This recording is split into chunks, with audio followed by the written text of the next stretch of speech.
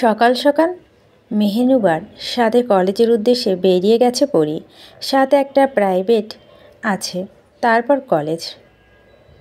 Private পরে বাস স্টপেজে এসে পরি দেখা হয়ে যায় তুর্যর সাথে। হয়তো অফিসে যাওয়ার জন্যই বাসের অপেক্ষা করছে তুর্য।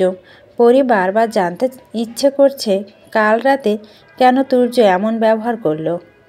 কোনো কারণ ছাড়াই মিসবিহেভ করা তো কোনো মানে হয় না।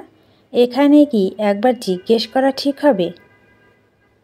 ৯-৬ ভাবতে ভাবতেই পরি তুর্যর কিছুটা পাশে গিয়ে দাঁড়ায়। পরির দিকে তুর্য চোখ পড়ায়। যখন তুর্য কিছু বলতে যাবে তার আগে পরি ডান হাতটা সামনে তুলে বলে, থামুন থামুন, এখানে একদম বকবেন না প্লিজ। আমি শুধু জানতে চাই আপনি কাল রাতে কেন আমার সাথে এমন ব্যবহার করলেন। পরীকে অবাক করে দিয়ে তুর্য সামান্য কপাল কুঁচকে বলে, সরি, কালকে অমন ব্যবহার করা আমার উচিত হয়নি। পরি ভেবেছিল হয়তো তুর্য আবারও বকাঝকা করবে, কিন্তু তা তো করলো না, উল্টো বলল সরি। তবু প্রশ্ন একটা রয়েই যায়, কেন করলো এমন বিহেভ? পরীর প্রশ্নবিদ্ধ চোখ দুটো ভাষা হয়তো বুঝতে পেরেছে তুর্য, তাই কিছুক্ষণ চুপ থেকে বলে, বাকি সব প্রশ্নের উত্তর রাতে দেব, রাতে ছাদে এসো। এর মধ্যে বাসে এসে পড়ায় পরি আর মেহবুবা বাসে উঠে পড়ে। সিটে বসে জানালার দিকে একবার তাকায় তুর্যর দিকে। তুর্য হাত তুলে টাটা দেয়। পরি কেন জানি মনটা খুব ভালো হয়ে যায়। সময়টা স্বপ্ন স্বপ্ন লাগছে। পরিও হাত তুলে টাটা দেয় বাস ছাড়ার মুহূর্তে। এরপর সিটের সাথে মাথা ঠেকিয়ে চোখ বন্ধ করে মিটিমিটি হাসে। মেহনুবা এতক্ষণ বাসে থাকায় কয়েকজন ক্লাসমেটের সাথে কথা বলছিল। যখন পরির দিকে তাকালো তখন ভুরু কুঁচকে বলল, ঘুমিয়ে ঘুমিয়ে হাসছিস নাকি? পরি ঘাড় কাত করে মেহুর দিকে তাকিয়ে বলল, ঘুমায়নি, কল্পনা করে হাসছি। আমাকে বল, আমিও হাসি। হাসির বিষয় তো নয় এটা। প্রেমে পড়েছিস নাকি তুই? পরি এবার সোজা হয়ে বসে মেহুর দিকে তাকিয়ে বলে, তোর এটা মনে হলো কেন? মেহু উৎসাহিত হয়ে বলল, আগে বল, সত্যি প্রেমে পড়েছিস? কি জানি, তবে ভালো লাগে। মেহু অবাক হয়ে বলে, কাকে? আছে একজন, ভালো লাগা থেকেই কিন্তু ভালোবাসা সৃষ্টি। পরি মুখ ভেঙচি দিয়ে বলে, হুশ, কোনো ভালোবাসাই নেই, জাস্ট এমনি ভালো লাগে। হয়েছে, কখন যে ভালোবেসে ফেলবা টেরও পাবো না মনু। পরি হেসে বলে, মনু? হাসিস না তো। ছেলেটা কে বল না, তুর্য, যে তোকে সাহায্য করছিল তার প্রেমে পড়লি? অবশ্য ভালোই মানাবে তোদের। কি বারবার প্রেমে পড়ছি শুরু করলি বলতো? কোনো প্রেম টেম নয়, বললাম তো। মেহু চোখ মুখ অন্ধকার করে বসে থাকে। এখন কিছু বলতে গেলেই পরি বকা খেতে হবে, তার চেয়ে চুপ করে থাকাই ভালো। পরি জানালা দিয়ে আকাশের দিকে দৃষ্টি নিক্ষেপ করে, ভাবে, আসলে কি প্রেমে পড়েছি আমি? তিথিদের কলেজে ক্রস করে পরি আর মেহনুবা কলেজে যাওয়ার সময় দেখা হয়ে যায় প্রান্ত আর তিথির সাথে। এবার প্রান্ত আগ বাড়িয়ে কথা বলার জন্য ছুটে আসে। ঝড়ের বেগে পরির পাশে এসে হাঁটতে হাঁটতে বলে, হাই পরি। প্রথমে ভূত দেখার মতো চমকে যায়, তারপর নিজেকে সামলে নিয়ে বলে, হ্যালো, আপনি এখানে? তিথিকে দিতে এসেছিলাম। তাই নাকি? তিথি আপনার কি হয়, ফ্রেন্ড? ও। কলেজ গেটের সামনে এসে পরি বলে, আচ্ছা, এখন যাই। প্রান্ত হাত তুলে মিষ্টি হেসে বাই। পরি চলে যাওয়ার পর প্রান্ত বিড়বিড় করে বলে, তিথিকে দিতে আসলে উদ্দেশ্য ছিল তোমাকে দেখতে আসা। প্রান্ত ফিরে যায় আবার তিথি কলেজের সামনে। তিথি তখনও সেখানে ঠায় দাঁড়িয়ে আছে। তিথির চোখে হিংসার সেই দৃষ্টি যদি প্রান্ত খেয়াল করত একটাবার, তাহলে দেখতে পেত প্রতিহিংসার আগুন। প্রান্ত কিছু বলার আগেই তিথি ক্লাসরুমে চলে যায়। প্রান্ত কিছুক্ষণ ভ্যাকাচাকা খেয়ে দাঁড়িয়ে থাকে। তিথি আর কখনো এমন করবে না। তবে তিথি নিয়ে মাথা না ঘামিয়ে প্রান্ত চলে যায় আড্ডাখানায়। চেয়ারে আয়েশ করে বসে ভাবতে থাকে পরীর কথা। সেলিম বলে, ভাই চা দিমু? প্রান্ত নিরুত্তর। সেলিম আবার জিজ্ঞেস করে, ভাই চা দিমু? প্রান্ত এবার চোখ মেলে সেলিমের দিকে তাকিয়ে বিরক্ত নিয়ে বলে, আহা, বিরক্ত করছো কেন? সেলিম মাথা চুলকে বলে, বিরক্ত কই গেলাম? জিগাইলাম চা খাইবেন নাকি? তুমি খাও চা। সেলিম আর কথা বাড়ায় না, শুধু প্রান্ত কাণ্ড কারখানা দেখতে থাকে। মনে মনে সাহস জুগিয়ে বলে ফেলে, ভাই আপনি কি জিনে আসর করছে? প্রান্ত মুচকি হেসে বলে, ধুর, কি বলো তাহলে? এমন মিটিমিটি হাসছেন কেন? প্রান্ত হাত দুটো উঁচু করে আড়মোড় ভেঙে বলে, আমার মনে হয় আমি প্রেমে পড়েছি। কন কি ভাই, নিশ্চয় বিথি আপার প্রেমে? প্রান্ত ধমক দিয়ে বলে, হ, বিথিকে আমি শুধু ফ্রেন্ডের মতো দেখি। তাই হলে কোন মাইয়া? প্রান্ত দূর স্বরে বলে, পরি। পরি নাম শুনে সেলিমের মুখ থেকে চা বেরিয়ে যায়। প্রান্ত সেদিকে কোনো ভ্রুক্ষেপ করে না। উপস্থিত সকলে একজন আরেকজনের দিকে চাওয়াচাই করছে। সকলের চোখ বিস্ময়। যাকে কোনোদিন তিথি ছাড়া অন্য কোনো মেয়ের দিকে তাকাতেই দেখেনি, সেই ছেলে কিনা প্রেমে পড়েছে। বিথির প্রেমে পড়লেও বোধ হয় কেউ এতটা অবাক হতো না। সেলিম অবাক হয়ে বলে, আপনি এগুলো কি কন ভাই? দুনিয়ায় কি মাইয়ার অভাব পড়ছে?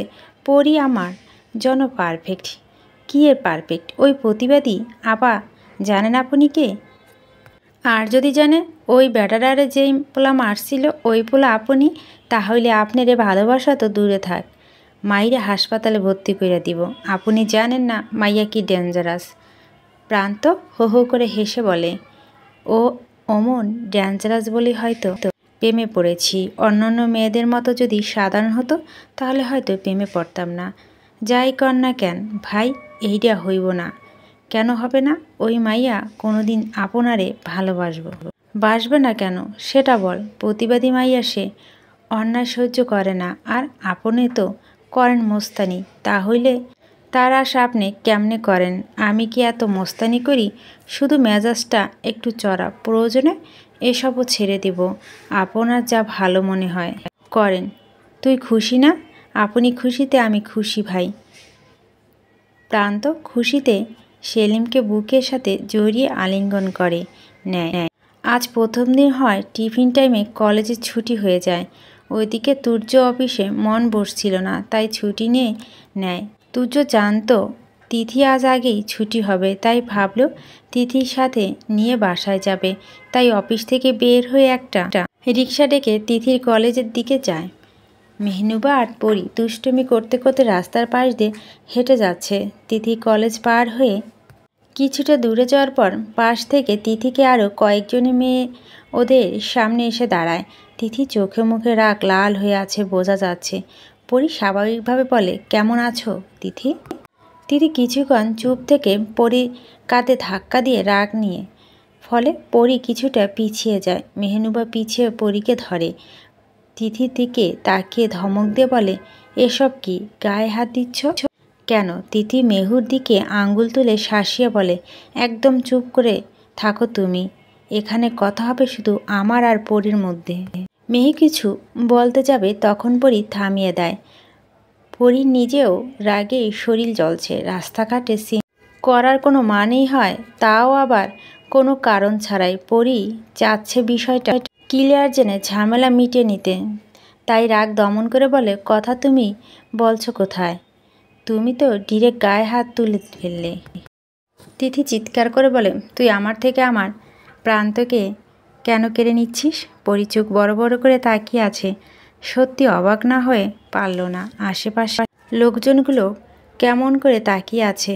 খুব বড় নাটক যে এখানে হবে সেটা পরি শিওর হয়ে গেছে। পরি শান্ত রূপে বলে, আমি তোমার থেকে তাকে কেন কেড়ে নিতে যাব? তুই নিচ্ছিস। তুই আমার ভাইয়ের সাথে লাইন মারছিস, আবার আমার প্রান্তের দিকেও হাত বাড়াচ্ছিস। এত ক্যারেক্টারলেস মেয়ে কেন তুই? বস্তি একটা। মুখ সামলে কথা বলো তিথি। না জেনে বুঝে এসব কি বলছো তুমি? আর কি নাটক শুরু করছি পাবলিক প্লেসে? তোমার যদি কোনো কনফিউশন থেকে থাকে তাহলে একান্ত সেটা আমায় একা ডেকে বলতে পারবে। একা কেন বলবো তোকে? মানুষ জানুক তুই কেমন মেয়ে। মানুষ জানা অজানা আমার কিচ্ছু আসে যায় না। ছোটবেলা থেকে আমি একঘেয়ে টাইপের, কে কি বলবে এসবে ধার কিছু কমই ধারি। তবে কেউ মিথ্যা অপবাদ দিবে আর আমি সেটা চুপচাপ মেনে নেব এটা ভেবো না। এসব বিষয় দমে যাওয়ার পাত্রী আমি না। কোনটা মিথ্যা অপবাদ? আমি নিজের চোখে যা দেখছি সেটা মিথ্যা। কি দেখেছো তুমি? তোমার ভাইয়ের সাথে আমার কোনো সম্পর্ক নেই, আর না আছে প্রান্তর সাথে। এরপর যদি তোমার আর কিছু বলার থাকে তাহলে সেটা আমি বাসায় গিয়েও শুনবো। পরি চলে যাওয়া হলে তিথি পরীর হাত টেনে ধরে, বলে, কোথা পালাবি তুই? আজ তোর একটা হেসতে নেস্তে করবই। তোমার নাটক দেখার মতো সময় আমার নেই। তুমি তোমার কলেজে বদনাম করার জন্য মুখিয়ে থাকতে পারো, কিন্তু আমি না। তিথি বেশ কয়েকটা বিচ্ছিরি গালি দেয় পরীকে। পরী দাঁতে দাঁত চেপে সহ্য করে নিয়ে বলে, তোমার ভাগ্য ভালো আমার গায়ে কলেজে ইউনিফর্ম পরা, নয়তো থাপড়ে থাপড়ে গাল তোমো ফাটাতাম, এমনি এখানেই পুঁতে ফেলতাম। তিথি এবার পুরো ক্ষেপে পরীর দিকে গিয়ে আসতে পিছন থেকে তুর্য দৌড়ে এসে তিথিকে ধরে। এমন দৃশ্য দেখার জন্য মোটো প্রস্তুত ছিল না তুর্য। এতটা নিচে নেমে গেছে তিথি। তিথি তুর্যর সাথে জোরাজুরি করছে নিজেকে সারানোর জন্য। তুর্য আর নিজে রাগকে কন্ট্রোল রাখতে পারে না। ঠাটিয়ে থাপ্পড় বসায় তিথির গালে। তিথির গালে হাত দিয়ে মাথা নিচু করে দাঁড়িয়ে থাকে। তুর্য ধমক দিয়ে বলে, এখন চুপচাপ আমার সাথে বাসায় যাবি, তোর খবর আমি বাসায় গিয়ে করব। এরপর তুর্য তিথিকে টেনে নিয়ে রিকশায় ওঠে। পরী চুপচাপ দাঁড়িয়ে আছে। কি থেকে কি হয়ে গেল? মেহনুবা পরীর কাঁধে হাত রেখে বলে, চল। পরী ছোট করে উত্তর দেয়, রাত 9:20। রুমের বারান্দায় বসে আকাশ দেখতে দেখতে দুপুরের ঘটনাটি ভাবছে পরী। তিথি কেন সব না জেনে শুনে এমন করলো? প্রান্ত কি পরীকে চেনে না ভালো করে? অন্যদিকে তুর্যর প্রতি ভালোবাসা যেন বেড়েই চলছে। পরী ফিল করছে আসলে সে ধীরে ধীরে তুর্যকে ভালোবেসে ফেলছে, কিন্তু কখনো কি প্রকাশ করতে পারবে এই ভালোবাসা? দিশান বারান্দায় এসে দেখে পরী অন্যমনস্ক হয়ে বসে আছে। তাই ভাও বলে চিৎকার করতেই পরী লাফিয়ে ওঠে। দিশান খিলখিল করে হাসে। পরী চোখ মুখ ছোট করে বলে, ফাজিল, ভয় পেলাম না? ভয় পাওয়ার জন্যই তো এমন করলাম। পরী দিশানকে টেনে সামনে দাঁড় করিয়ে বলে, দিশান, বাসায় কি আজ কোনো ঝামেলা হয়েছে? তিথি আপু নাকি তোমাকে গালাগালি করেছে, এজন্য ভাইয়া তিথি আপুকে 2টা থাপ্পড় দিয়েছে আর অনেক বকেছে। দিশান থেমে আবার বলে, ভাইয়া তোমাকে এখনই ছাদে যেতে বলছে। আচ্ছা চলো, আমি বাসায় যাব, তুমি যাও। ঠিক আছে। পরী ছাদে গিয়ে বলে, ডেকেছিলেন? তুর্য দীর্ঘশ্বাস নিয়ে বলে, তোমাকে না ছাদে আসতে বলেছিলাম? পরী মিথ্যে করে বলে, ভুলে গেছিলাম।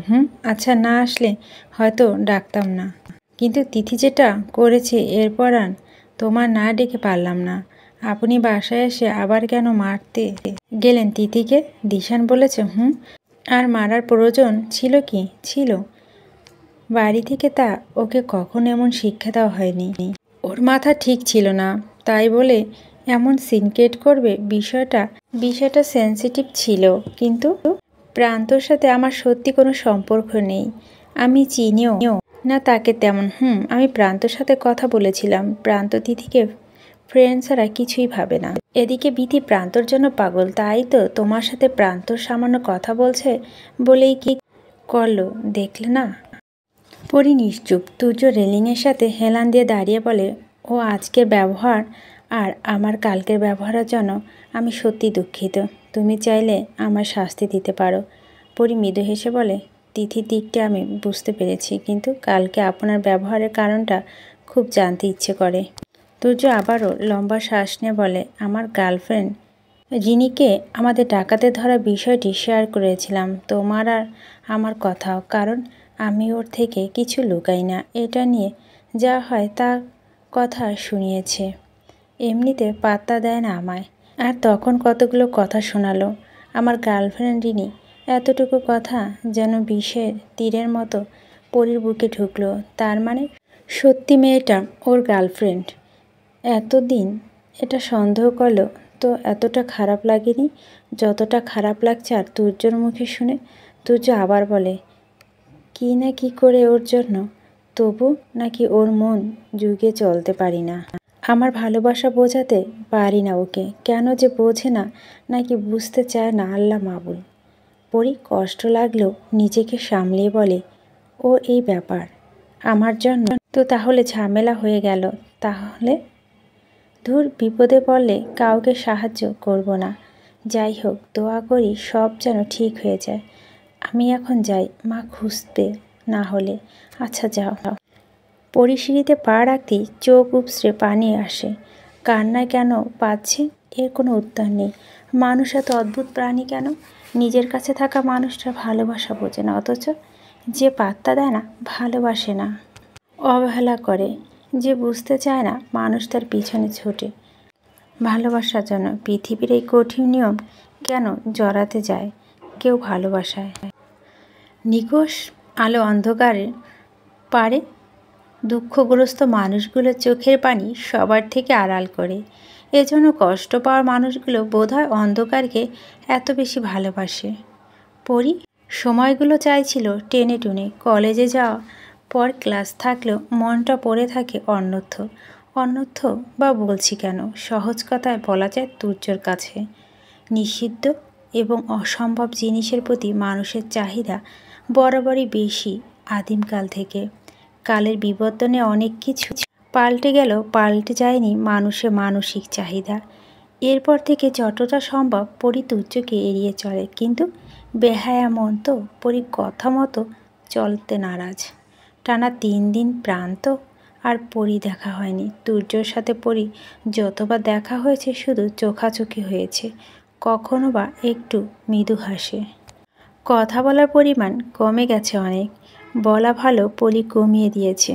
কি দরকার অন্যের মায়া বা জড়ানো? কেনই বা অন্যের ভালোবাসা মানুষের প্রতি মায়া বাড়াবে? যে যার সাথে ভালো আছে তাকে তার সাথে ভালো থাকা দেওয়া উচিত। কলেজে ইউনিফর্ম পরা বিধ্বস্ত অবস্থায় তিথিকে আসতে দেখে প্রান্ত। তিথির চোখ মুখ ফুলে আছে, ঝুঁটি করা চুলগুলো এলোমেলো হয়ে আছে। সেই দিনের পর প্রান্ত অনেকবার কল করলেও তিথি কল তুলেনি অভিমানে। কিন্তু মিছে অভিমান আর কতক্ষণ বা টিকে রাখা যায়? প্রান্ত তিথিকে ভালোবাসা, তাই কথা না হলে প্রান্ত বিশেষ অসুবিধা হবে না, কষ্ট সে তো অনেক দূরের বিষয়। অপরদিকে তিথি, প্রান্ত বলতে যে পাগল তার অভিমান করাটাও সাজে না। তাই তো নিজের যে তার রাগের সাথে না পেরে প্রান্তর কাছে ফিরে এসেছে। এতদিন মনে ছোট্ট কুটিরেতে যে ভালোবাসা অতি যত্নে আত্মগোপন করে রেখেছিল, আজ সময় এসেছে প্রান্তকে সব জানানোর। খুব বেশি দেরি করার আগে প্রান্তকে জানাতে হবে তিথির ভালোবাসার কথা। তিথি ঢুলুঢুলু হয়ে এগিয়ে আসতে থাকে। প্রান্ত তিথির ভালোবাসার কথা জানলেও তিথি জানে না তুর্য যে এই বিষয়ে প্রান্তর সাথে কথা বলেছে। পরির সাথে রাস্তায় করা সিনক্রেটের জন্য প্রান্ত বেজায় মেজাজ খারাপ তিথির ওপর। মূলত এজন্য প্রান্ত বারবার কল করছিল তিথিকে, কোনো রেসপন্স না পেয়ে সত্য। দূর থেকে তিথিকে দেখে এবং সেই দিনের ঘটনা মনে পড়ে ইচ্ছে করছিল ঠাটিয়ে 2টা থাপ্পড় তিথির গালে বসিয়ে দিতে। কিন্তু তিথি ক্রমাগত যখন কাছে আসছিল তখন ওর বিধ্বস্ত মুখ দেখে প্রান্ত বেশ খারাপ লাগে। তাই রাগে স্থানটা দখল করে নেয় বিষণ্ণতায়। তিথি প্রান্তর মুখোমুখি দাঁড়িয়ে কিছুক্ষণ চুপ থেকে প্রান্তর মুখখানি চেয়ে থাকে। কি ভেবে যেন তিথির মুখ বিকৃতি করে কান্না পায়। আবেগকে আয়ত্ত না করতে পেরে প্রান্ত গলা ঝাড়িয়ে ধরে মাথা রাখে প্রান্তর কাঁধে। বাচ্চাদের মতো শব্দ করে কেঁদে বলে, আমি তোমায় ভালোবাসি প্রান্ত, তোমার সাথে আমি অন্য কাউকে সহ্য করতে পারবো না। প্রান্ত নিশ্চুপ হয়ে থাকে। এমন সিচুয়েশনে কী বলবে বা কী বলা উচিত তা এই চতুর বুদ্ধিসম্পন্ন প্রান্তর মাথায় আসছে না। অন্যদিকে তিথি ক্রমাগত কান্না করে চলছে। অবশেষে প্রান্ত তিথিকে বলে, কান্না থামা প্লিজ, এভাবে কাঁদছ কেন? আগুনে ঘি ঢাললে যেমন আগুন তেজ বাড়ে, তেমন কান্নার সময় কান্না কথা জিজ্ঞেস করলে যেন কান্নার বেগ বাড়ে। তা কি জানেনি? হয়তো জানা আছে, তবু প্রতিটা মানুষ ঠিক এই কাজটাই করে। তিথি থেকে কোনো উত্তর পাওয়া গেল না, তবে কান্নার পরিমাণ আগে থেকে বেড়েছে, যার ফলস্বরূপ হেঁচকি উঠে গেছে। একটু পর পর নাক টানছে, চোখে পানি পড়ছে, কোনো বাধা ছাড়াই। প্রান্ত বুঝিয়ে শুনি অনেক কষ্টে তিথির কান্না থামায়। তিথি ভাঙা ভাঙা গলায় বলে, সত্যি আমি তোমায় ভীষণ ভালোবাসি প্রান্ত। বোঝার চেষ্টা করো তিথি, আমি তোমাকে ফ্রেন্ড ছাড়া কখনোই কিছু ভাবিনি। তোমার মনে অনুভূতি তুমি আগে কখনো জানাওনি আমাকে। এখন আমি একজনকে ভালোবেসে ফেলেছি। আমার কল্পনা জল্পনায় এখন সব পরীকে নিয়ে। আমি পারবো না তোমায় ভালোবাসতে, দিদি কান্নার ক্ষোভ মিশ্রিত স্বরে বলল। তুমি আমায় ভালোবাসবে না? বোঝার চেষ্টা করো।